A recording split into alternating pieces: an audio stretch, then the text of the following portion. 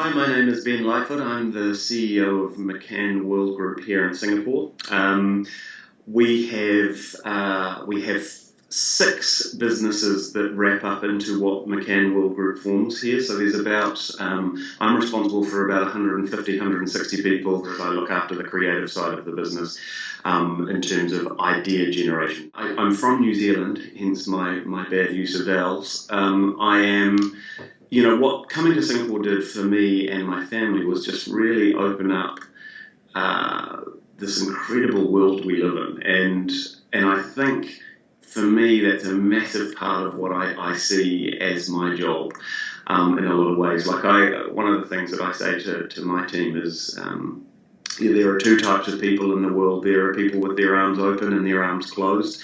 And the ones with their arms open will just have a go at anything, and they'll look for every opportunity, and they'll have a try, and they'll occasionally stuff it up. But they're really just open to what this world is bringing us. There's a really interesting opportunity for us as human beings over the next little while as we go through this massive shift in the way that we are. My mum and dad were hippies. I grew up in a world where we travelled a wee bit when I was young, but it was a high communication, highly artistic, highly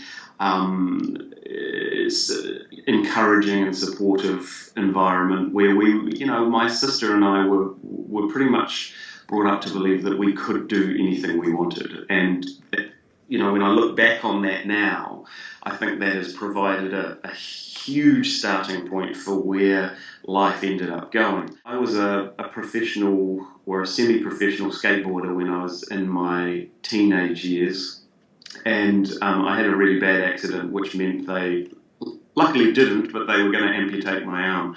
Now, when I was 15, the idea of the amputated arm was bad, but the idea of not skateboarding was far worse. I've always been quite a passionate person about the things that I'm passionate about, and probably to the extreme. I tend to, if I'm doing something, or if I am, whether it's doing up a Vespa or skateboarding or mountain biking or whatever it is, then I won't sleep until 4 o'clock in the morning because I'm just thinking about what can be done and how we can, all of those types of things. So I think that the passion piece was major. But what happened when I broke my arm was, in New Zealand at the time, there was something called accident compensation, which was if you were earning money and you did something that meant you could not earn money, you got some sort of monetary sum to help you through life. The interesting thing was I was 14, and I got enough money to buy a house, and I bought my parents were not to completely buy a house, but to put down a deposit on a house. And this is the first major incident, which was my parents were divorced at this point, so I was living with my mum and my sister. Mum was not, we were not in a financially secure position. We were living in Auckland, which was the most expensive part of New Zealand at the time, and I managed to get the deposit for a house. So in a sense, I believe what started at that point was this huge sense of responsibility for my mum and my sister. It was the sense of I have to take care of people, which came through later in life in a not necessarily a negative way, but it was certainly when I looked back on my life, it was one of those times in which I felt like I'd lost a part of my own life because I was busy sorting the house out. I was working in my summer holidays to pay more of the mortgage off. And when you've got a mortgage at 15, it can be a little bit stressful. I became quite depressed, and New Zealand has one of the highest suicide rates in the world. Whenever I talk about this, I don't necessarily think I was suicidal, although there were times at which life got just too hard. And my father was part of a community group called Youthline, which was a youth suicide prevention telephone hotline. And he suggested that I join that because it was they did a whole lot of groups around self-development and all of those things for young people as well as the people who volunteered at the place. So I joined Youthline when I was 15, and there was another thing that happened at that point, which was the first thing that happened was someone on one of the courses who was 10 years older than me rang me up one day and said she was worried about me. That was really interesting because she wasn't a stranger, but she wasn't family. And so there was a really interesting moment of having someone look out for you who doesn't actually need to. That was a turning point for me as well, because I've taken that for the rest of my life, which is you don't have to know someone to look after them. And the second point was I ended up getting into the space of leading the groups within Youthline and teaching other volunteers to become counsellors and so forth. And one of the things that I set up at Youthline very early on was the first ever leaderless group. So it was, my view was that, we're all clever, we should all be part of this, so let's work out how we're going to run this together. And it was an experiment that worked really well for a certain group. But then there were certain people within the organisation who really needed to have a leader, and then there were people who were natural leaders who fell into that position regardless of whether there was meant to be one or not.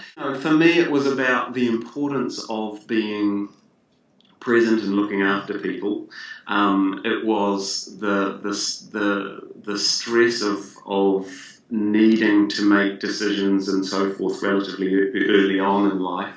With the skateboarding and I eventually then got into downhill mountain biking, both of those are highly risk heavy.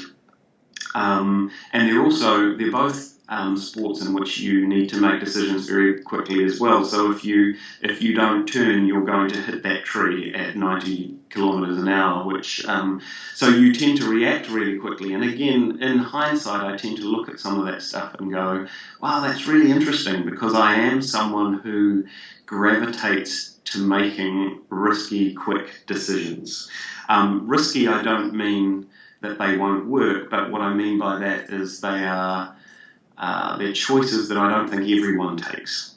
And I tend to push boundaries, and I think it's just something that has been built up within me. What I noticed at that point in my life, and I was 19, 20, then I was still doing other study as well, but I realised that I was not getting my creative needs met. So I ended up going back and studying. I started doing three-dimensional design, product design. I've gone through the creative business with a technical skill, which is my brain works slightly different than others, and I'm able to use that imagination to make money, which is wonderful. To now, I very rarely use my imagination to make ads, but I use my imagination to make change. A lot of the challenges that we are dealing with from a management perspective, I see as these, wonderful little balls of opportunity that you can throw quite a different thought at to create quite a different outcome. At the same time, it's not always met with the same sort of exuberance that I have, but that's all right. It's funny when you think about what are the contributing pieces to life. It's a much bigger conversation than than an hour over Skype. I don't think it's any more special than anyone else's life, but it was lovely to reflect on it and go, actually, it's full with things that I could tell you probably over 100 things that have sculpted who I have ended up now. Any tough choice I get, I'll go and research, I'll go and look into before I make any decisions, because information is so much more available. But more importantly, I have a base, and one of the foundations that I've put in place here with McCann is a foundation of continuous learning. So that just the fact that we never stop learning, and in fact, I think that the workforce that's coming through at the moment is starting to recognise that more and more. So it's no longer about training and development for professional development. It's about experiences. It's about taking on information and visiting places and talking to people that may or may not have anything to do with what you do for a job, but we're just filling our brains up with cool shit. I'm constantly looking at areas of my own leadership style and so forth that can be grown or developed. I'm constantly looking at opportunities for my executive team for areas that they can get better. And I'm often asked about the hard decisions I have to make around managing the P&L and the people with it and performance management and so forth.